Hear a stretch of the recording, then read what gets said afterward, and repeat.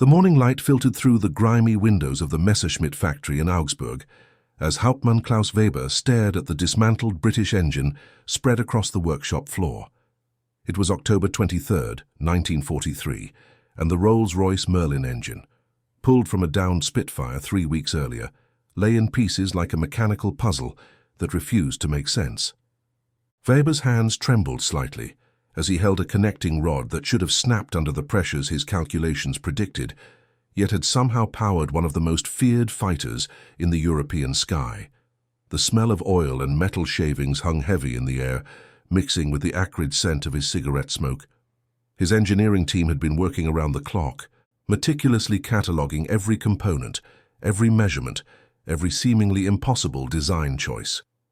But what they discovered would challenge everything they thought they knew about aircraft engineering and reveal the genius of one stubborn British engineer whose refusal to follow conventional wisdom had created what the Germans were now calling the impossible engine.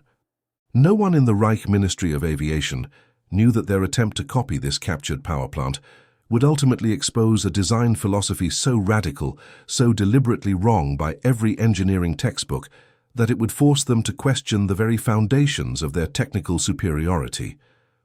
The man responsible for confounding an entire nation's engineering corps had never intended to become a legend. Stanley Hooker was born in the quiet village of Sheerness on September 30, 1897, the son of a postal clerk who believed in precision above all else. Young Stanley inherited his father's methodical nature, but coupled it with a restless curiosity that drove his schoolmasters to distraction. While other boys played cricket, he dismantled pocket watches and rebuilt them with modifications that somehow improved their accuracy. His mother often found him in the garden shed covered in grease, surrounded by the scattered remains of lawnmower engines and bicycle mechanisms that he'd improved beyond recognition. When the Great War erupted, 16-year-old Stanley lied about his age to enlist, spending 2 years maintaining aircraft engines in France, where he first noticed that the engines that performed best were often those that had been incorrectly modified by desperate mechanics in field conditions. The experience planted a seed of doubt about engineering orthodoxy that would grow throughout his career. After the war, he earned his degree from Imperial College London, graduating with honours, but leaving his professors with the uneasy feeling that their most brilliant student fundamentally disagreed with half of what they'd taught him. He joined Rolls-Royce in 1936 as a junior engineer, where his colleagues quickly learned that Stanley Hooker's solutions to engineering problems were usually elegant, always effective, and invariably broke at least 3 established rules of thermodynamics, metallurgy, or mechanical design. His supervisors tolerated his unconventional methods because his engines ran smoother, lasted longer, and produced more power than anything built by conventional means. He had no idea that soon, those instincts would be all that stood between the Royal Air Force and annihilation. By 1940, the German Luftwaffe possessed what most aviation experts considered the finest aircraft engines in the world. The Daimler-Benz 601 series powered the Messerschmitt Bf 109, the backbone of the German fighter force, while the BMW 801 radial engines drove the Focke-Wulf 190. German engineering had always prized precision, mathematical certainty, and adherence to proven principles.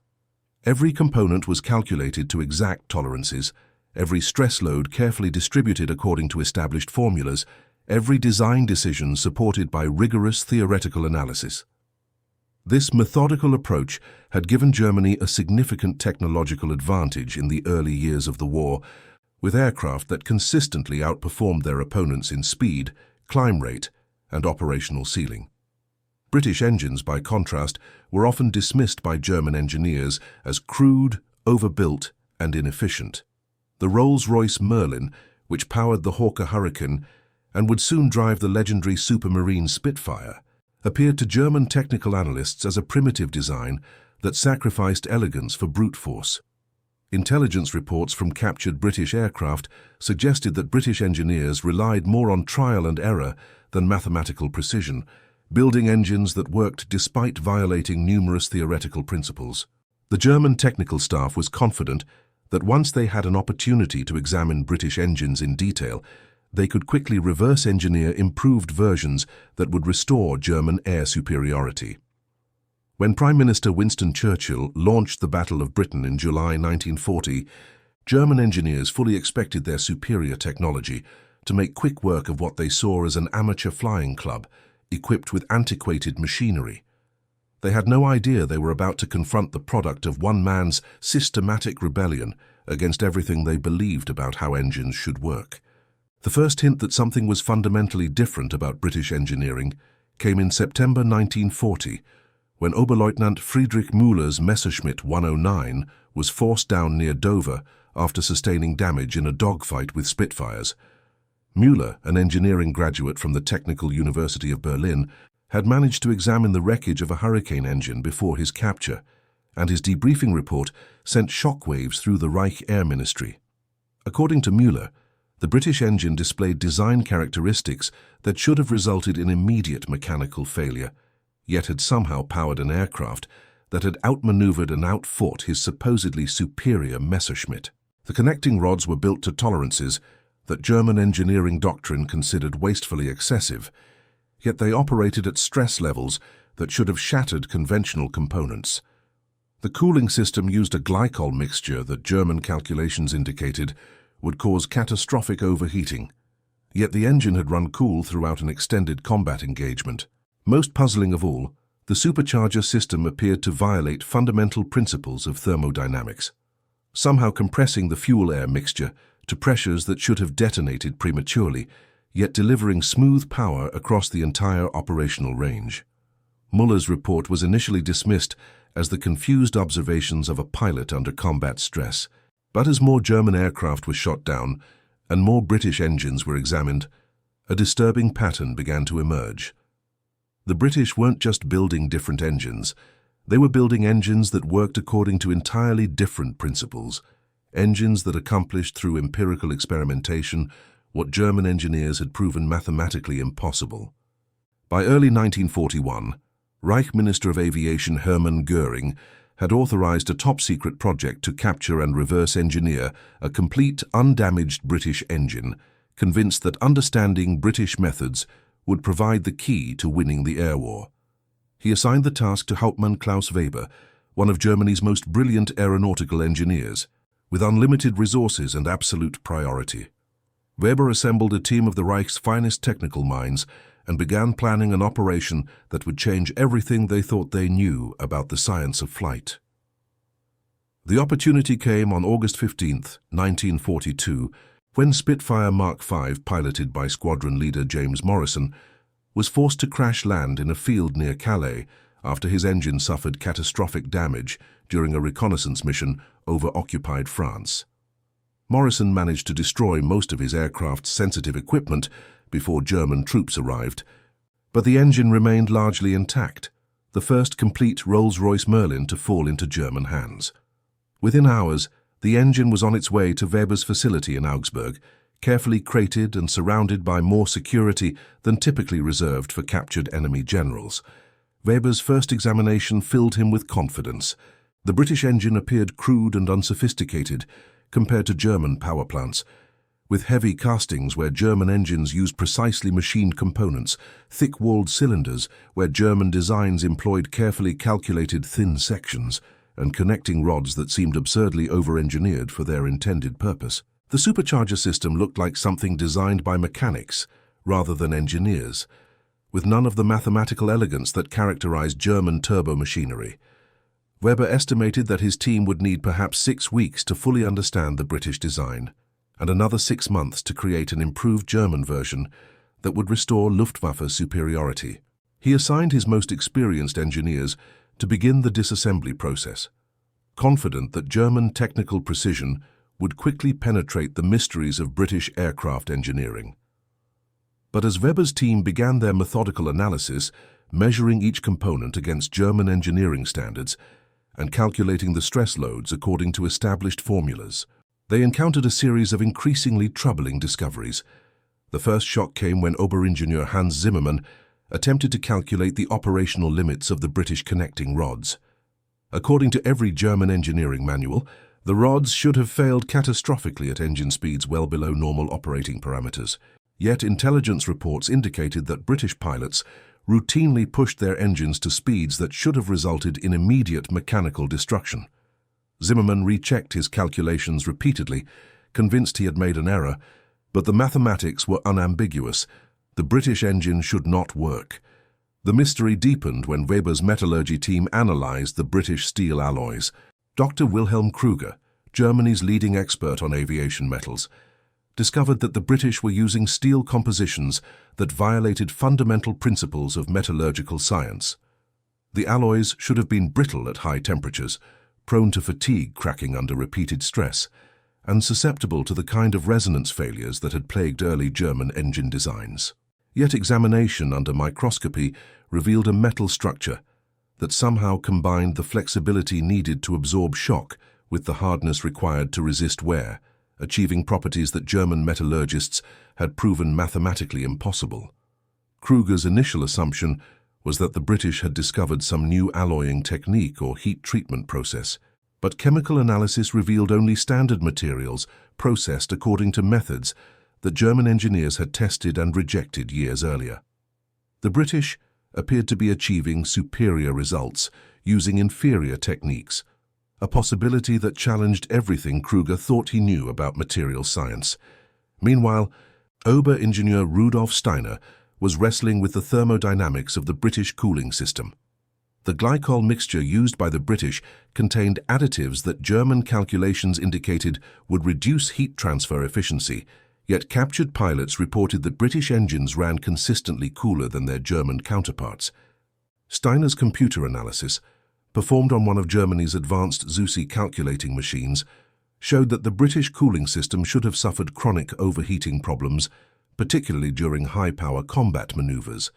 Yet intelligence reports indicated that British fighters maintained consistent engine temperatures even during extended dogfights. The contradiction was so stark that Steiner initially suspected sabotage or deliberate misinformation, but repeated analysis confirmed the British system's impossible efficiency. Most disturbing of all was the supercharger system, which appeared to defy fundamental laws of physics. German supercharger design relied on precise mathematical calculations to balance compression ratios with fuel delivery rates, ensuring that the compressed fuel-air mixture would ignite at exactly the right moment to maximize power output.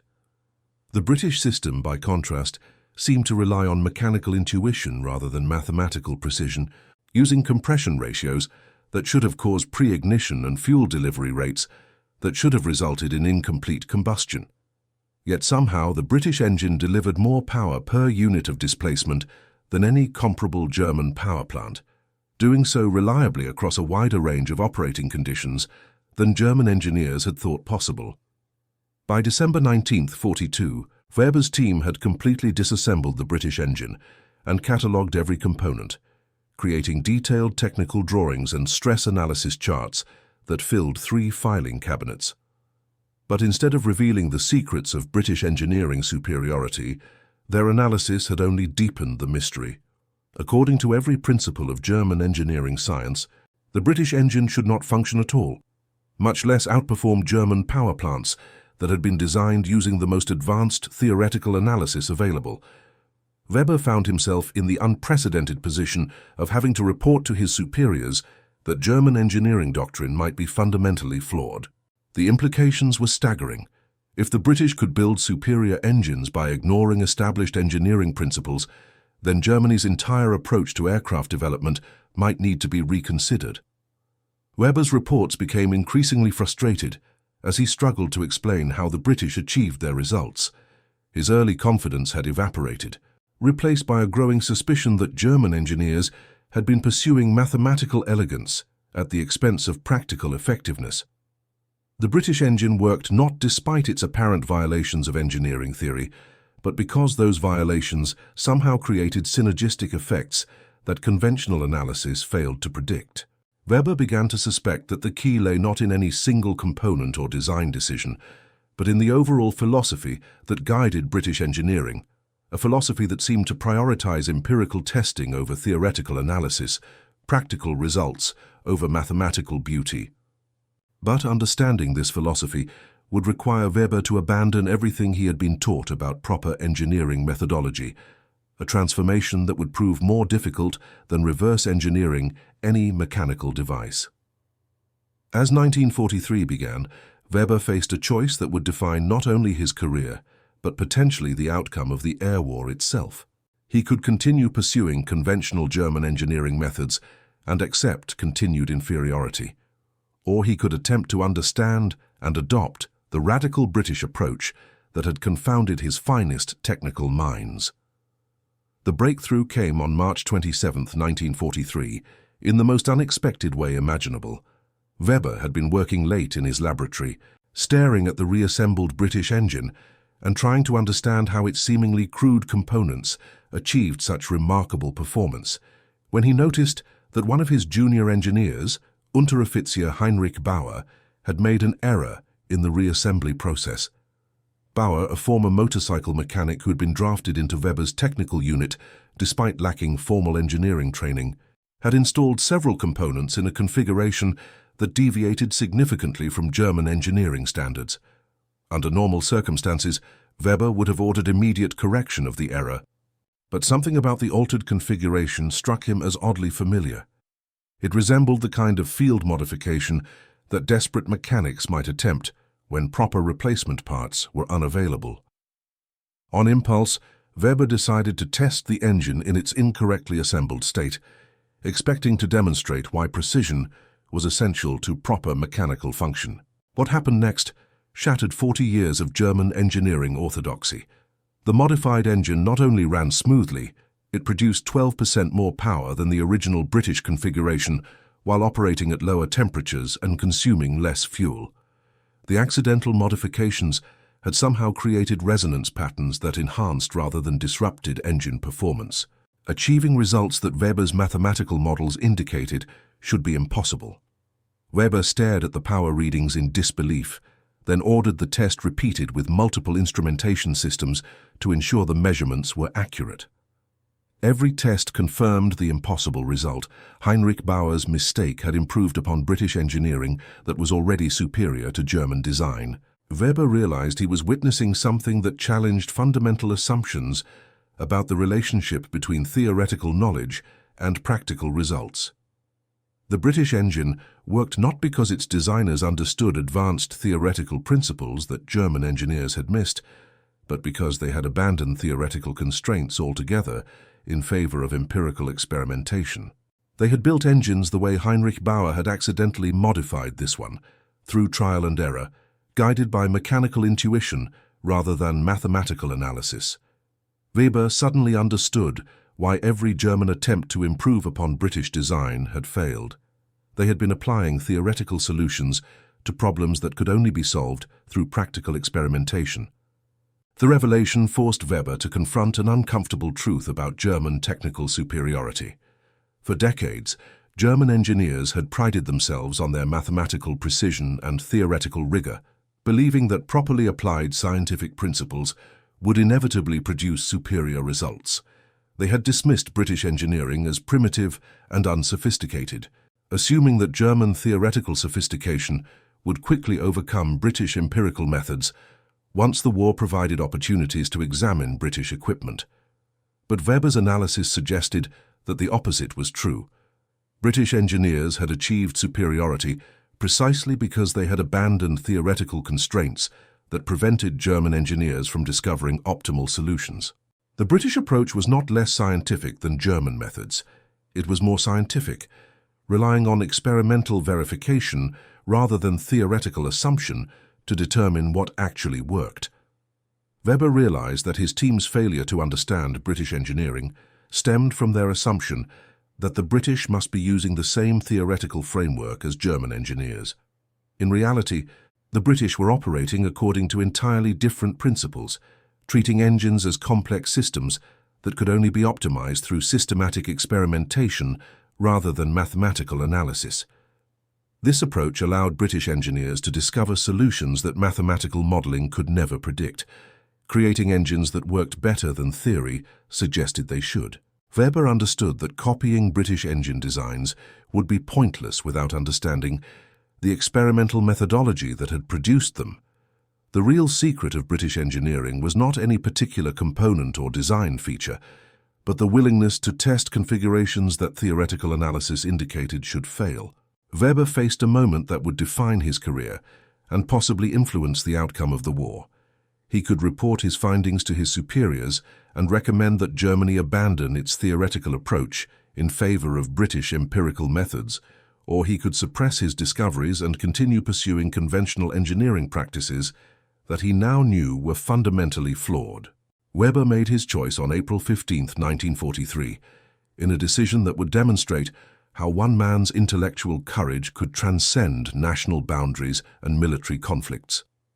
Despite knowing that his recommendations would challenge fundamental assumptions about German technical superiority, Weber submitted a comprehensive report to the Reich Air Ministry, arguing that Germany must immediately abandon its theoretical approach to engine design in favor of British empirical methodology.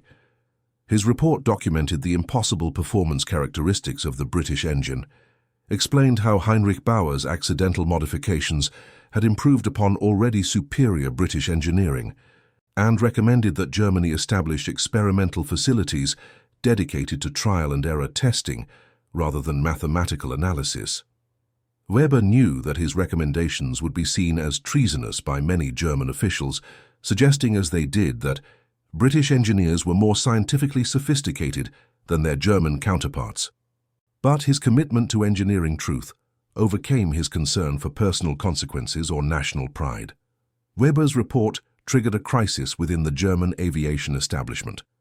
Officials who had built their careers on assumptions of German technical superiority reacted with outrage to suggestions that British mechanics had achieved results that German mathematicians could not match. Weber was accused of defeatism, incompetence, and possibly sabotage by colleagues who refused to accept that their theoretical approach might be flawed. But a small group of younger German engineers began secretly testing Weber's recommendations, setting up experimental facilities where they could test engine modifications without theoretical preconceptions. The results were dramatic. Engines modified according to British empirical principles consistently outperformed those built using conventional German methods, achieving power outputs and reliability ratings that exceeded anything in the German inventory. By late 1943, these underground experiments had produced engine modifications that increased German fighter performance by margins that should have been impossible according to established engineering doctrine. But Weber's greatest contribution was not any particular technical innovation.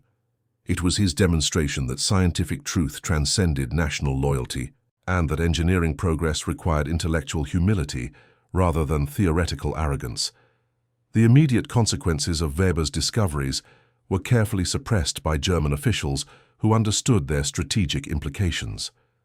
If Weber was correct that British empirical methods were superior to German theoretical approaches, then Germany's entire technical infrastructure would need to be restructured along British lines, a transformation that would require years to complete, while Germany was already losing the air war.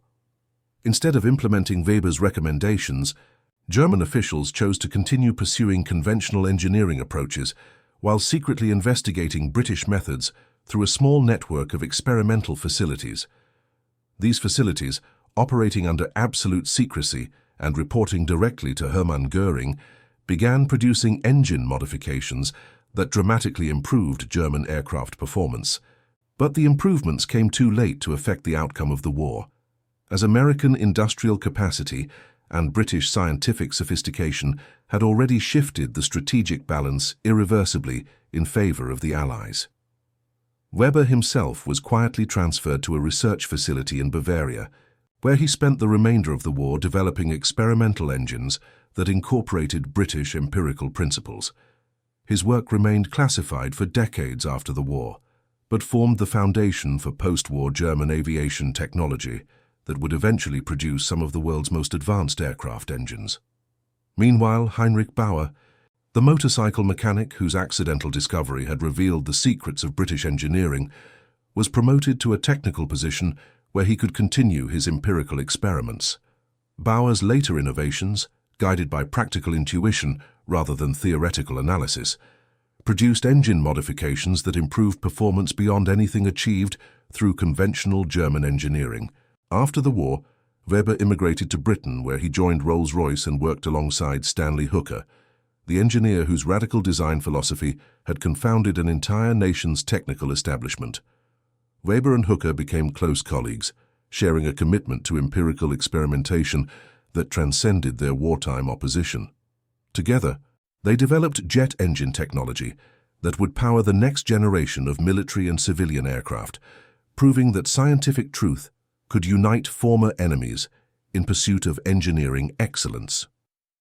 The story of Weber's discovery reveals a fundamental truth about innovation and intellectual courage that extends far beyond aviation engineering. Stanley Hooker's success stemmed not from superior theoretical knowledge, but from his willingness to question established assumptions and test solutions that conventional wisdom indicated would fail.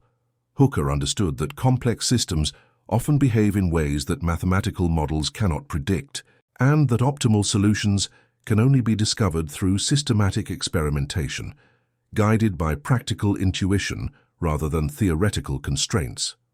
This approach allowed British engineers to achieve results that confounded their German counterparts, who had assumed that mathematical sophistication would inevitably produce superior outcomes. Weber's willingness to acknowledge British superiority and abandon German theoretical orthodoxy demonstrated the kind of intellectual humility required for genuine scientific progress. His decision to recommend British empirical methods, despite knowing the personal and political consequences, showed that commitment to engineering truth could overcome national loyalty and professional self-interest. The collaboration between Weber and Hooker after the war proved that scientific methodology could unite former enemies in pursuit of shared goals, transcending the political divisions that had made them opponents. Their joint development of jet engine technology showed how empirical experimentation could produce innovations that neither theoretical analysis nor national competition could achieve alone. The legacy of their work continues to influence modern aviation technology, where the most advanced engines still rely on the kind of empirical testing that Hooker pioneered and Weber learned to appreciate. Today's aircraft engines achieve their remarkable performance not through pure theoretical analysis, but through systematic experimentation that tests thousands of configurations to discover which ones actually work best under real-world conditions. The broader implications of this story extend to every field where theoretical knowledge must be balanced with practical results. In medicine, the most effective treatments are often those discovered through empirical testing rather than theoretical prediction. In business, the most successful strategies frequently emerge from trial and error rather than mathematical analysis. In education, the most effective teaching methods are usually those that work in practice, regardless of whether they conform to theoretical models of how learning should occur. The key insight from Weber's experience is that intellectual humility, the willingness to acknowledge when established methods are inadequate, and to learn from supposedly inferior approaches, is essential for progress in any field. This humility requires the courage to question fundamental assumptions, the wisdom to recognize when empirical results contradict theoretical predictions, and the integrity to pursue truth regardless of personal or political consequences. Stanley Hooker possessed this intellectual courage when he designed engines that violated established engineering principles, but worked better than anything built according to conventional methods. Klaus Weber demonstrated the same courage when he acknowledged that British empirical approaches were superior to German theoretical methods, despite the personal and political costs of that admission. Their example shows that genuine innovation requires not just technical skill, but the intellectual honesty to admit when we are wrong and the moral courage to pursue better solutions regardless of where they lead us. In our current era of rapid technological change and global competition, their story reminds us that the most important discoveries often come from questioning what we think we know, rather than perfecting what we think we understand. Would you have the courage to abandon everything you believed about your field if empirical evidence proved those beliefs were wrong? Would you choose intellectual honesty over professional advancement if confronted with inconvenient truths about your expertise? Comment below and share this story so others remember what true scientific courage looks like, and how one man's willingness to learn from his enemies helped create the technologies that still power our modern world.